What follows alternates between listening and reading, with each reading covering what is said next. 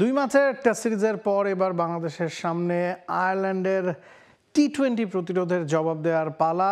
বিশ্বকাপের আগে এটাই বাংলাদেশের টি-20তে শেষ সিরিজ। কেমন করবে টাইগাররা তো জানতে চাই। যে টেস্টে আমরা ডমিনেট করেছি, দুটা টেস্টেই। ঢাকা টেস্টে হয়তো 5 দিনে গিয়েছে, তবে কখনোই মনে হয়নি যে বাংলাদেশ ম্যাচ হারতে পারে বা ড্র করতে পারে। প্রথম টেস্টে আমরা সহজেই জিতেছি, ইনিংস ব্যবধানে জিতেছি। টি-20 থেকে আয়ারল্যান্ডকে টেস্টের তুলনায় শক্ত প্রতিপক্ষ মনে করেন কিনা? যেহেতু এটা শর্টার ফরম্যাট, এই ফরম্যাটে কিন্তু যে কোনো কিছু হওয়ার অপরচুনিটি থাকে। একটা মোমেন্টাম মিস করলেই কিন্তু একটা অপোনেন্ট টিম কিন্তু একটা ভালো মোমেন্টামে চলে যায়। তো একবারে আয়ারল্যান্ড এই ফরম্যাটটা একেবারে দুর্বল দল নয় বলবো। লঙ্গার ভার্সনে কিন্তু অনেক কিছু আপনি একবার খারাপ করলেও ব্যাক করার সুযোগ থাকে। এই ফরম্যাটে খারাপ করলে একবার ব্যাক করার অপরচুনিটি কম থাকে।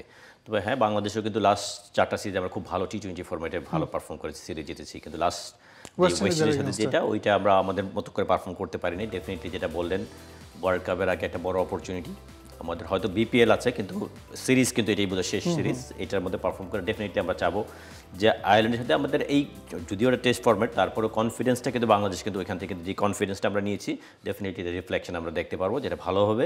আমি চাই এটা না খালি জেতা না, বাংলাদেশ ওয়ার্ল্ড কাপের আগে আমাদের যেই জায়গাগুলি গ্যাপ ল্যাকিং যা আছে, ব্যাটসম্যানদের কনফিডেন্স, বোলাররা কনফিডেন্স, এখান থেকে ওইভাবে ডমিনেটিং পারফরমেন্স করে। কারণ যখন আইসিসির একটা ইভেন্টে যাবো তখন কিন্তু ডিফারেন্ট উইকেটে হয়, বড় রান করতে হয়। ওই মেন্টালিটি নিয়ে, ওই ধরনের প্রিপারেশন নিয়ে আমরা যেতে পারি। আইসিসির ইভেন্টের ডেটক্ষণ চলে এসেছে, বাংলাদেশের প্রতিপক্ষ জানা হয়ে গেছে। 3টা ম্যাচ বাংলাদেশ কলকাতায় খেলবে, একটা মুম্বাইতে খেলবে, এবং এই সিরিজটা চট্টগ্রামে হচ্ছে, যেখানে ওয়েস্ট ইন্ডিজের এগেনস্টে আমরা একেবারেই লড়াই করতে পারিনি। তবে মিরপুরের উইকেটের চেয়ে চট্টগ্রামের উইকেটে হওয়াটা কি বেটার মনে করেন কিনা ইন টার্মস অফ টি-20 ওয়ার্ল্ড কাপ আমাদের সামনেই? ডেফিনেটলি। এবং ওখানকার উইকেটটা আমরা জানি যে বাংলাদেশে যে 3টা ভেন্যু রয়েছে, মিরপুর, সিলেট এবং চিটাগাং, এই 3টার মধ্যে সবচেয়ে বেস্ট ব্যাটিং ট্র্যাক হচ্ছে চট্টগ্রামে। তো সেইখানে সবচেয়ে ভালো প্রিপারেশন নেবে বাংলাদেশ, এবং এই সিরিজটা শেষে যে হোপ এবং হাই হোপ নিয়ে তারা টি-20 বিশ্বকাপটা শুরু করবে, এটা আমরা অবশ্যই প্রার্থনা করতে পারি। এখন বিষয় হচ্ছে যে চিটাগাংয়ের উইকেটে কেমন করবে বাংলাদেশ। আমরা যদি বাংলাদেশ এবং আয়ারল্যান্ড পরস্পরের মধ্যে যে টি-20 সবশেষ ম্যাচটা খেলেছিল, সেটা 2023 সালে এই চিটাগাংয়ে, এবং সেই ম্যাচটা কিন্তু আয়ারল্যান্ড বাংলাদেশকে হারিয়েছিল এবং খুব কমফোর্টেবলি 14 ওভারের মধ্যে চেস করে জিতে গিয়েছিল। সেই ম্যাচে বাংলাদেশের টপ স্কোরার ছিল শামীম পাটোয়ারি। সে কিন্তু আজকে বাংলাদেশের হয়ে খেলছে না। তো আইরিশরা, মানে আপনি কোনোভাবেই তাদেরকে ডাউনফল করতে পারেন না। মানে you have to count them. ভালো তারা টি-20 সাইড।